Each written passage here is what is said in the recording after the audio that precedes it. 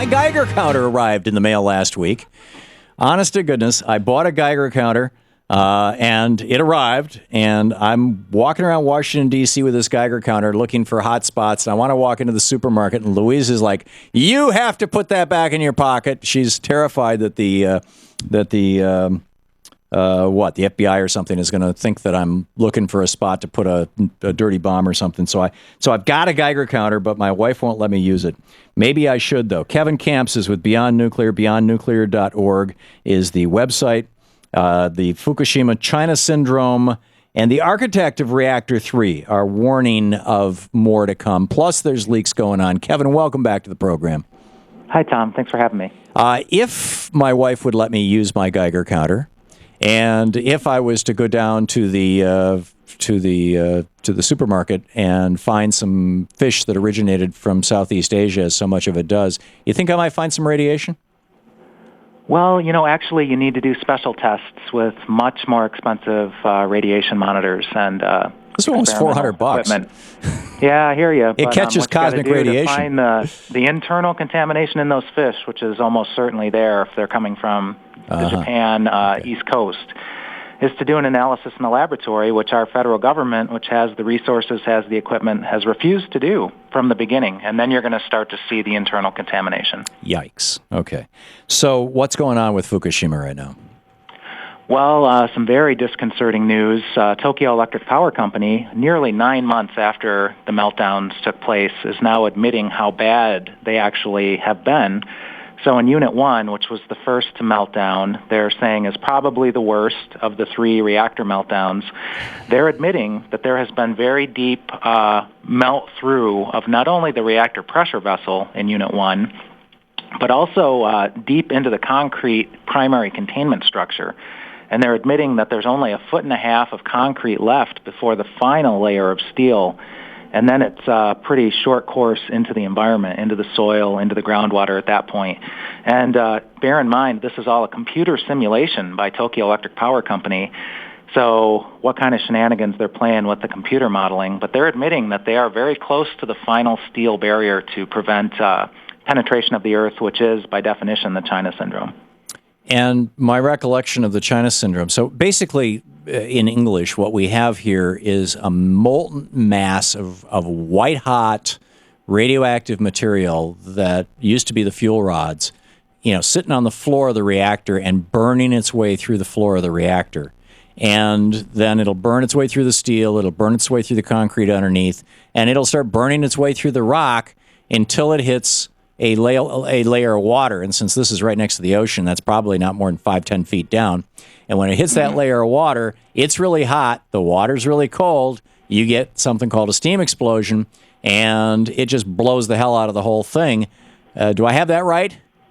Yeah. The architect of Unit 3 at Fukushima Daiichi, a former president of Saga University, so impeccable academic credentials, has said that it's just a matter of time before the molten core, at least in Unit 1, if not also Units 2 and 3, does reach groundwater. And then if it just hits it right and there's enough water and enough molten core, you're going to have a pretty powerful steam explosion.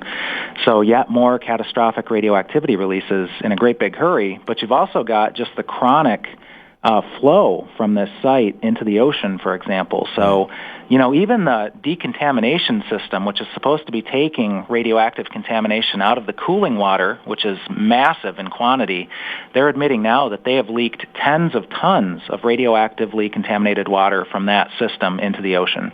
Right, where it gets into the food chain, and ultimately it ends up in the fish, and it ends up in my restaurant, and maybe in a quiet corner of the restaurant, Louise will let me take the Geiger counter out and measure the fish. We'll see. But the question, the Chernobyl melted down. I mean, there was a full core meltdown, was there not? There was more than one massive explosion and then a fire that burned for 10 days. And so, yes, there was a massive meltdown, too, that they were finally able to stop before going any deeper. So how did they nitrogen. How did they stop the melting core at Chernobyl from melting down through the earth and hitting a water level? And why can't they do the same thing at Fukushima? At Chernobyl, they brought in hundreds of miners from Siberia, and in an emergency operation that was round the clock for I don't know how many days, they drilled a tunnel under the Chernobyl reactor building, and they poured massive amounts of liquid nitrogen into the ground to freeze the groundwater, and prevent the molten core from reaching any deeper. And so that's a good question at Fukushima. I am not a geologist, but I imagine the proximity to the ocean, very different than Chernobyl, may have complicated such an operation because, like you said, there's a lot of groundwater, and there's even the ocean right there. So how they're going to get under the reactor in a great big hurry, but they've had 9 months to figure this out. And so the professor from Saga University, but they can't get this stuff out. It's not like you can go in with a dump truck and just pull it out. I mean, any scoop you put in to grab that molten core, it'll melt right through it. Well, yes, and at Chernobyl, they got under the meltdown is what they did. They got out in front of it, so to speak. Right. And they can't do that here. So how many, we've got 6 reactors at Fukushima. We just have a couple seconds, Kevin. 6 reactors at Fukushima. How many have had meltdowns? How many of these might end up with China syndromes?